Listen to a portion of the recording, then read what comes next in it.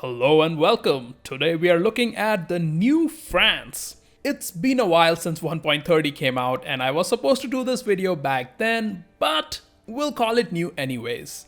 The new France starts with a few vassals now, which means more force limit at the start, which you can use to steamroll basically anyone in Europe. It's actually easier to play France now. And so if you're wondering why did I make a guide for a nation that's not hard, well, as the title says, this guide is for EU4 beginners, and for those who would like to see an ideal start as France.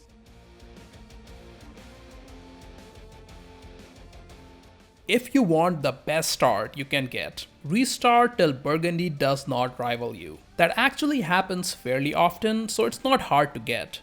This will help us get a ton of free provinces later. As the game starts, ally Scotland, but don't royal marry them. We'll also ask for military access from them later. Ally Burgundy, dissolve the alliance with Provence, they are useless. And royal marry every vassal. We will also rival England, Aragon and Austria at the start. Next, do the usual estate clicks, +1 military power from nobility, supremacy over the crown and prestige from the burghers. Then bring all your ships to the Atlantic coast and start shipping all your armies to Scotland. These starting moves are not really complicated.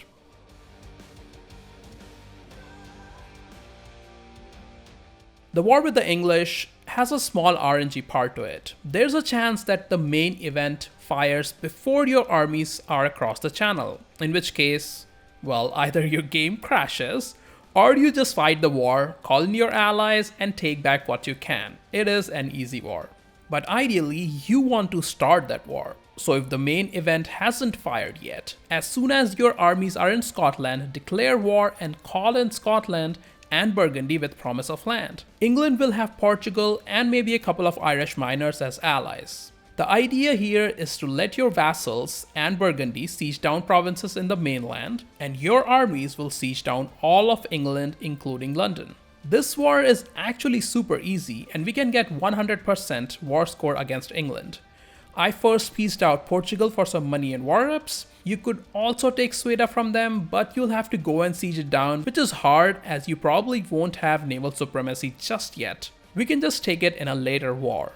As for England, I took all their mainland provinces and one province in the English Isles for future wars. And since we declared a reconquest war, we won't have any problems with aggressive expansion. I didn't give anything to Scotland here as we don't really care about their alliance. I did give Calais to Burgundy though, as I want to keep the relations high with them for now. And so this is the best start you can get with France, a full 100% war score win against England by 1448. Now we can complete a couple of missions which gives us more claims and just chill for a bit, recover manpower and pay the loans. In my game, I got the Milanese succession event right after this, which gives us a free PU/CB on Milan. But since I just got out of an expensive war, I wanted to recover before starting another one. So 2 years later, I declared on Milan with the PU/CB. So it was me fighting Milan and their allies, plus the Emperor Austria and their allies. It wasn't an easy war and it took a while, 7 whole years actually. So after 100k casualties on my side and 200k casualties on the enemy side, I finally had Milan under PU. Immediately after that, I declared on Venice to take Milan courts back, and right as I declared, the Burgundian succession fired. And just like that, the Burgundy was under my PU as well. The Burgundian succession just gives you the whole of Burgundy along with their PUs for free. So this was me in 1458 fighting the poor small Venice. But wait, it gets better. Burgundy can inherit all their PUs, so now we have a fairly strong PU subject in Burgundy. After that, the world is really your oyster. You can pick your targets. I went for Castile next when I saw they didn't have an ally and took some provinces from them. And then came the final part of Burgundian inheritance. You get to just inherit all of Burgundy instantly. So from an event, we go from this to this. It's 1464 and we have all of France, all of Burgundy and almost all of Lowlands. After that, I attacked England. They are a pushover by now. One thing to keep an eye on here is the governing capacity. that is going to be your limiting factor in expansion. It's okay to go over for a bit, but it will restrict your expansion. So my suggestion is to go full on vassal focused play until you get to 1000 development, when you can switch up the government rank and get more governing capacity.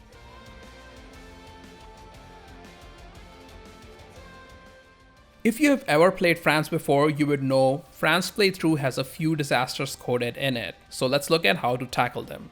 The Dutch Revolt's disaster is the worst. It fires when we own a province in the lowlands with Dutch, Flemish, or Frisian culture, and that province is not Catholic. So it can fire anytime after Reformation spawns. One thing I like to do as France is to convert as Protestant. I think it's the best course of action for mid to late game as France. So once we convert to Protestant and start converting provinces, the Dutch revolts will fire. Once the disaster fires, a lot of rebels spawn, and later they break away and form Netherlands and go to war against you. It's an easy war against Netherlands, but getting all that development back is a pain and results in a lot of aggressive expansion. One way to avoid the disaster is to culture convert all those provinces, which is not realistic, to be honest. Those are some high development provinces. Another way is to release a vassal there and give them all of lowland provinces. But the easiest way is to just move your capital to lowlands. That stops the disaster. It's the easiest way to avoid this disaster. Additionally, that also moves the home trade node to English channel, which you need to do anyways, as it's one of the best trade nodes in game. The French Wars of Religion is another terrible disaster. It fires if we have less than 75% religious unity in Age of Reformation. So the timeline goes like this. The Reformation spawns, we convert to Protestant immediately, we move the capital to lowlands to stop the Dutch revolts, and make sure you save up some admin points for that. Then we start converting provinces to Protestant. So now we are on a timer. We need to get to 75% religious unity by the time Age of Reformation starts, which is in 10 years. It's going to be tight, but it's doable. We just need to get as much missionary strength as we can. I had 12.5 missionary strength with 3 missionaries, which is enough to avoid this disaster. First of all, I took religious ideas as my second idea group, which gives both missionary strength and extra missionary. Then I hired a missionary strength advisor. You will need to fire advisors until you get this one. It's rather important. Then I became the Defender of Faith, as that gives an extra missionary along with 10% cheaper conversion cost. I also enacted the Enforced Unity of Faith privilege from clergy. This gives an extra plus 1% missionary strength. It has the -2 tolerance of heretics and heathens, so you might see some rebels, but it's worth it. And finally, as soon as I had enough church power, I got extra missionary strength from the Protestant aspect of faith. So using all these, you can easily reach 75% religious unity before the Age of Reformation starts. The third big disaster is the French Revolution, and we won't go into details for that here, as we have already covered that in the New Revolutions video I did earlier. There's a link in description, go check that out. For ideas, I opened with Diplo ideas. You can also choose influence, but I would recommend opening with one of them, as you will be playing mostly vassal game early on, at least, because of the governing capacity restrictions. Next is religious, as we will need that to prevent the wars of religion. Then administrative for that decreased scoring cost and more governing capacity. And then you can take a military idea, although France already has a really strong army.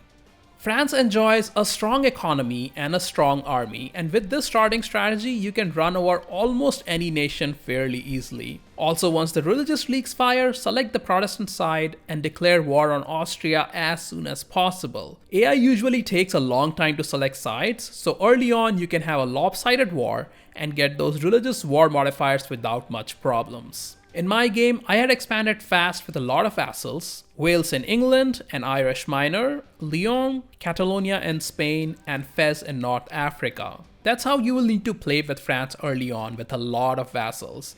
Then you can either try to become the Emperor of HRE or just dismantle it, while expanding in Africa and Southeast Asia. France also has a colonialism bit in their national ideas, but I would not recommend going that route. It's better to just let Portugal colonize, and then you can make them a vassal later. And that is all we have for this very short France guide for beginners. I will be doing more beginners guides soon, so make sure you subscribe so you don't miss out on it. And let me know in comments how your France game is going and if you have any secret France strategy to share. As always, you are watching Radio's Guide. Thank you for your time, and I'll see you all in the next one.